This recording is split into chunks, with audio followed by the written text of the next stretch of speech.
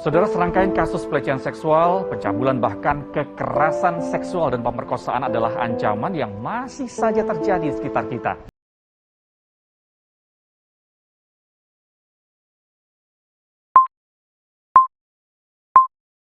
Ruang publik ternyata bukan tempat aman bagi kita. Dalam kehidupan sehari-hari, pelecehan seksual sering terjadi dan seringkali dianggap sebagai hal yang tidak serius, serta sedikit banyak yang menormalisasikan hal tersebut.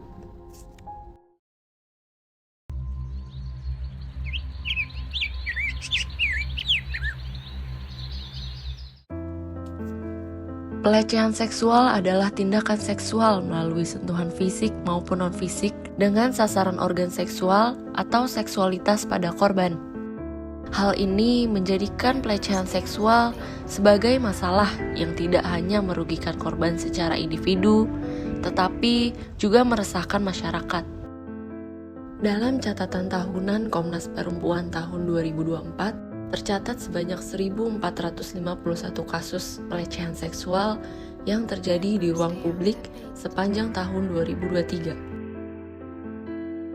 Berdasarkan survei yang dilakukan Koalisi Ruang Publik Aman, dari total 62.224 responden, sebanyak 64% yang terdiri dari 38.766 perempuan pernah mengalami pelecehan seksual di ruang publik. Artinya, ruang publik masih belum aman, sehingga masih menimbulkan perasaan cemas. Tindakan yang biasa dilakukan oleh pelaku kepada korban seperti siulan, main mata, dan ucapan bernuansa seksual membuat korban merasa sangat tidak nyaman berada di ruang publik. Padahal, fasilitas umum yang menjadi sarana penting untuk keberlangsungan masyarakat dalam aktivitas sehari-hari.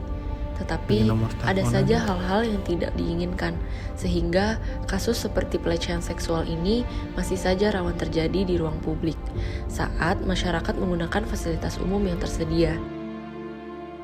Adapun kesempatan lain yang dilakukan pelaku untuk berbuat jahat kepada korban, seperti colekan atau sentuhan ke bagian tubuh. Hal ini masyarakat menjadi was-was sebab keamanan dalam berkegiatan di ruang publik tidak terjamin.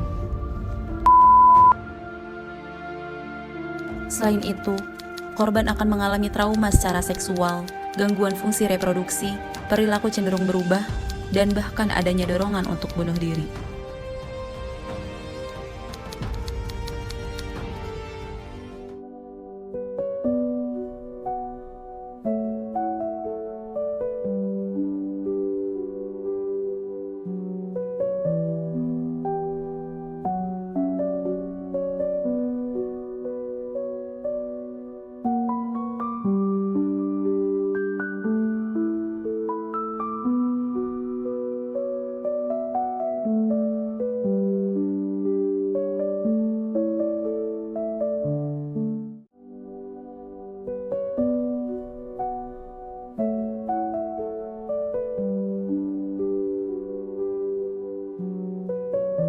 Jujur waktu in this year gitu ya, gue tuh sempet jalan balik ke kosan dari kantor, terus kayak ya udah gitu jalan biasa aja, tapi ada orang yang out of randomly dia minggir dari perjalanannya di motor, terus dia ngeluarin di depan gue gitu. Cuman kayak itu yang bikin gue hampir 2 minggu pulang pergi, akhirnya naik gojek, nggak berani jalan kaki lagi karena kayak random banget nih orang minggirin motornya cuma buat nunjukin gue. Kayak walaupun saat itu respon gue ya cuman sinis doang, habis itu gue langsung jalan. Cuman setelahnya gue sempet kayak maksudnya apa gitu, terus sempet kayak gerges juga, terus kayak sempet nangis dikit sih, kayak kenapa ngegituin gue gitu, kan salah gue apa gitu. Pelaku tidak tahu bahwa apa yang dilakukannya akan sangat berdampak pada korban. Korban akan merasa ketakutan dan tidak bisa bergerak, atau bahkan mengeluarkan suara. Ketidaknyamanan, tersinggung, merasa direndahkan martabatnya, dan mungkin sampai menyebabkan masalah kesehatan dan keselamatan. Lalu, apa yang harus kita lakukan? Ya, dampak psikologisnya ya terutama orang ini kemudian akan menjadi takut, cemas, atau bisa aja kemudian dia menjadi trauma, kemudian bisa menjadi gangguan tidur, gangguan makan, kemudian sensitif, mudah marah, dan juga memiliki rasa malu yang besar sekali begitu, dan kemudian juga memiliki rasa bersalah. Diharapkan memiliki kesediaan untuk berani menceritakan kepada orang-orang terdekatnya sehingga dia tidak mengalami penumpukan emosi sehingga bisa terbantu, dan korban juga diharapkan tetap jangan menyendiri begitu, jangan menyendiri dan biar ada orang-orang yang terdekat yang menemaninya.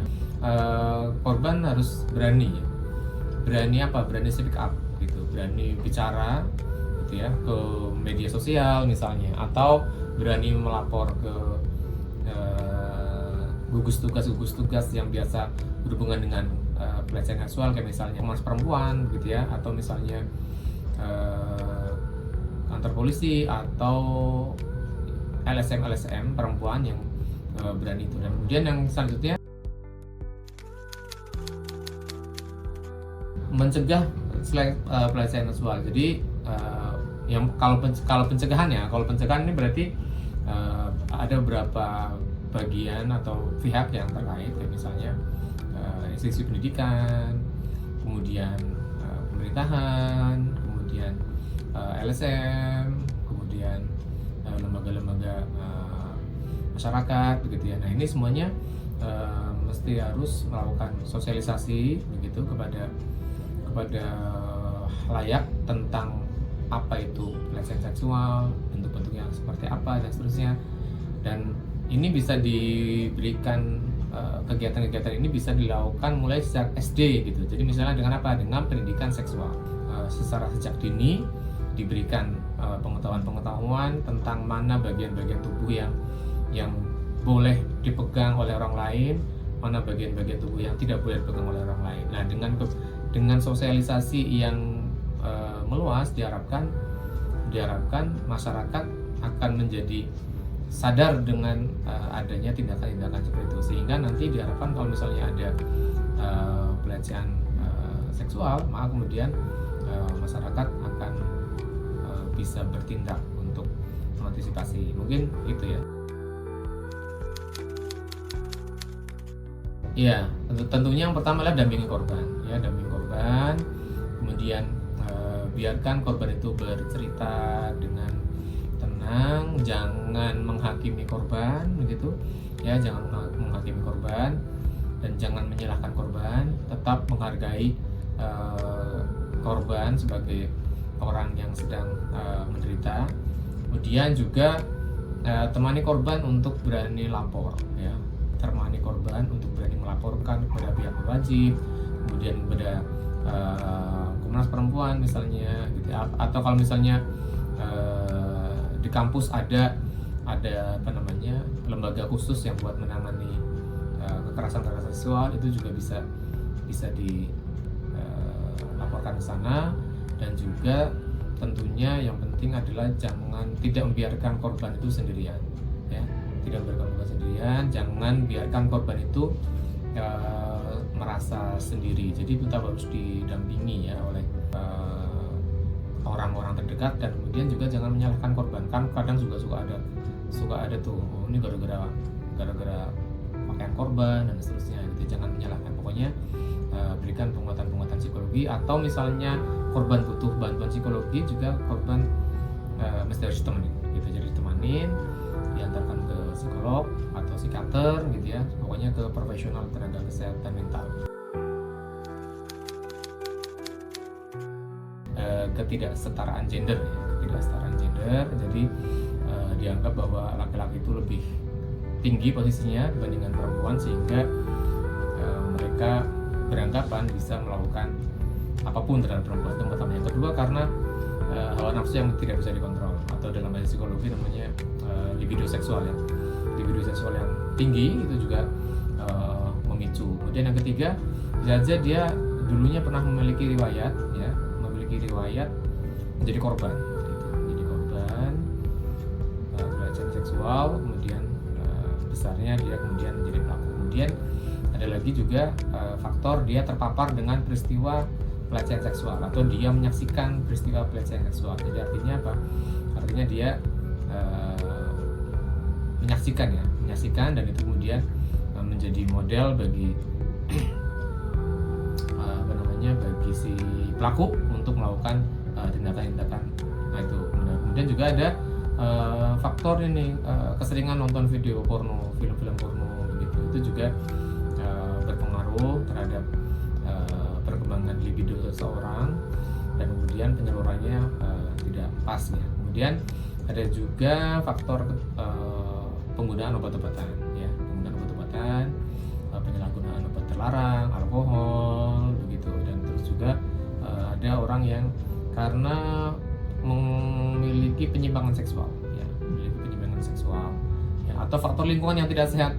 Misalnya dia tinggal di lingkungan yang penuh dengan kegiatan-kegiatan yang negatif gitu ya, free sex misalnya, narkoba dan seterusnya.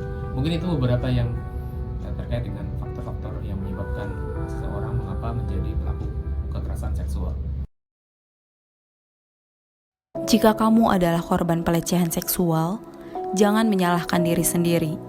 Cari dukungan dari orang terdekat, datang ke pelayanan kesehatan dan atau pelayanan pelecehan seksual. Jika kamu punya teman yang menjadi korban pelecehan seksual, usahakan kamu mendengarkan ceritanya, jangan menstigma korban, dan jangan tinggal diam. Katakan tidak untuk pelecehan seksual.